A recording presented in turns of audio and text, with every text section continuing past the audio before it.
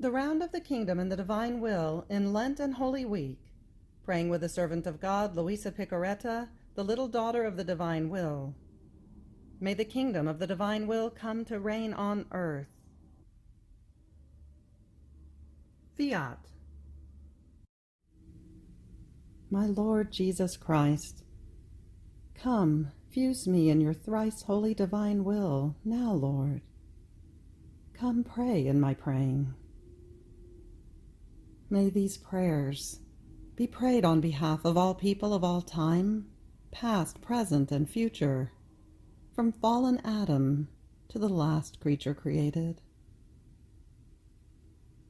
Lord, may these prayers be placed on the lips of every soul, in their minds and their hearts, for the sole purpose of loving you, Lord, giving you that love with which you love yourself already within the thrice holy Trinity. Fiat. Friday proper. First reading. Volume 20, December 12th, 1926. My daughter, in my passion, there is a lament of mine that came out with immense sorrow from the depth of my tormented heart. They divided my garments and drew lots for my tunic. How painful it was for me to see my garments being divided among my very executioners, and my tunic being gambled away. It was the only object I possessed, given to me with so much love by my sorrowful mamma. And now they not only stripped me of it, but they made of it a game. But do you know who pierced me the most? In those garments, Adam became present to me, clothed with the garment of innocence and covered with the indivisible tunic of my supreme will. In creating him, the uncreated wisdom acted as more than a most loving mother. More than with a tunic, it clothed him with the unending light of my divine will, a garment that is not subject to being either disarranged or divided or consumed,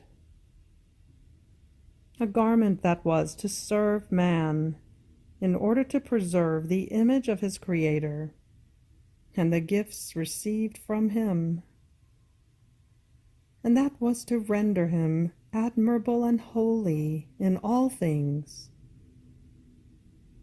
Not only this, but it covered him with the overgarment of innocence.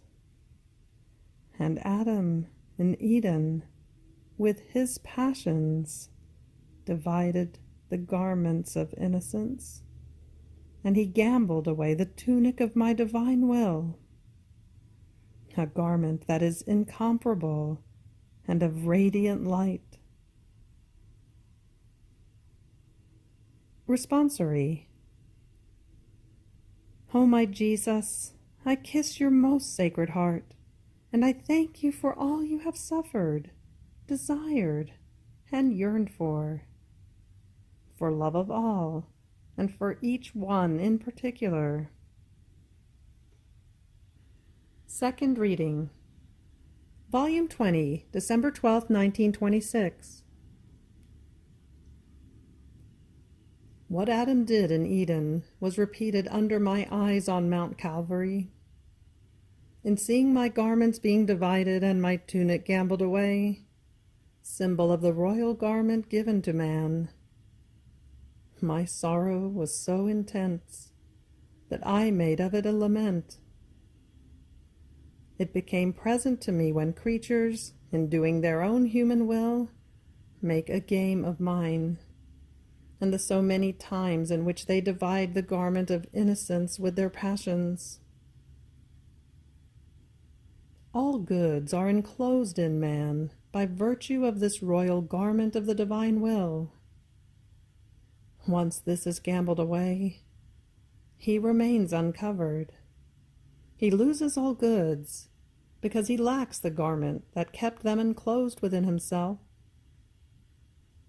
So among the many evils that creatures do by doing their own human will, they add the irreparable evil of gambling away the royal garment of my divine will, a garment that cannot be substituted with any other garment. My daughter, both my mamma and I came to set fraternal bonds with creatures. We came to raise decayed humanity, and therefore take up the miseries and humiliations into which it had fallen, in order to expiate for them at the cost of our lives. Had they seen us clothed with light, who would have dared to approach us and to deal with us? And in the course of my passion, who would have dared to touch me? The light of the sun of my divine will would have blinded them and crushed them to the ground. Therefore I had to make a greater miracle, hiding this light within the veil of my humanity, and appearing as one of them, because it represented not Adam innocent, but Adam fallen.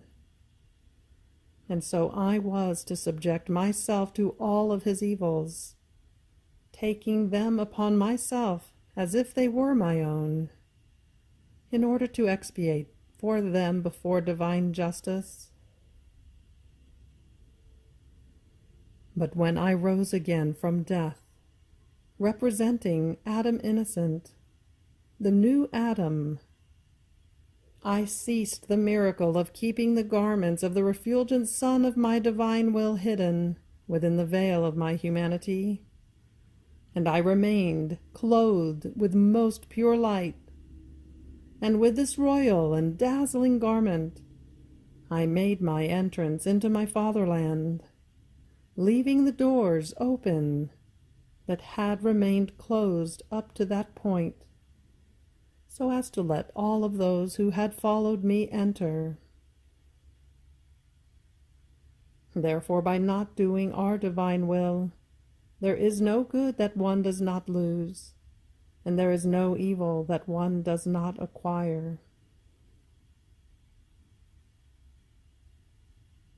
You have reached the end of the Friday proper. Fiat.